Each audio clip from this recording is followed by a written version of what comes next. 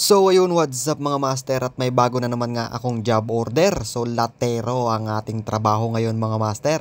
So sabi ng aking boss ay remedyohan ko daw muna ito dahil hindi pa nila kayang gastusan.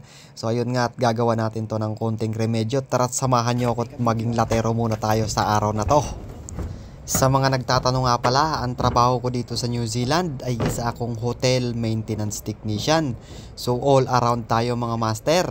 Ika nga sa kasabihan, jack of all trades. Diba ang angas?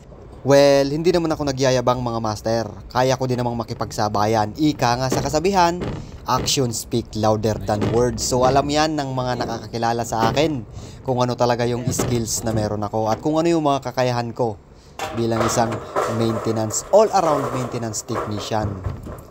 Diskarte or diploma? Siyempre, diskarte yung pipiliin ko. Wala naman akong diploma eh. Hindi naman ako nakapagtapos. High school graduate lang ako. Hindi nga ako nakapag-TESDA.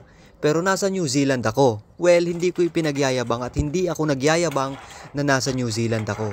Gusto ko lang maging inspirasyon sa mga kapwa ko Pilipino na kahit mababa ang antas ng iyong pinag-aralan ay kaya mo ring makarating sa mga ganitong lugar.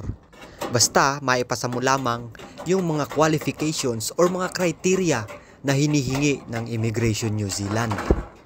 Kaya tuloy lang sa mga pangarap nyo mga master. Ika nga sa kasabihang pinaniniwalaan ko, if God meant the day to be perfect, He would not invented tomorrow.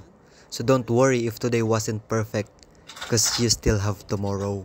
So diba, huwag kayong mawala ng pag-asa. Kung hindi man kayo swerte ngayong araw, napakarami pa ng bukas na darating. Kaya patuloy lang, laban lang. Makakarating din kayo sa mga pangarap nyo. Huwag nyong madaliin ang mga bagay-bagay. Trust the process lang, master.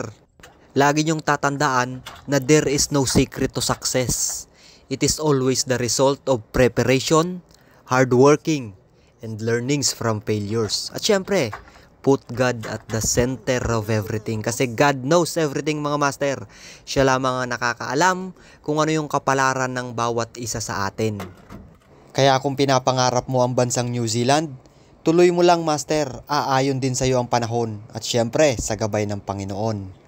At kung hindi talaga para sa iyo ang New Zealand, huwag kang malungkot, huwag kang magmukmok at huwag kang masasaktan. Dahil baka di mo alam, merong inilaan ang Diyos na mas magandang oportunidad para sa iyo. Huwag mong piliin or huwag mong pagpilian ang mga biyayang dumarating. Kung ano yung dumating, pagyamanin mo, ituloy mo, dahil yan yung inilaan para sa'yo. Kaya ako, sobrang thankful talaga ako. Alhamdulillah sa lahat ng mga blessings o biyaya na binibigay niya sa akin.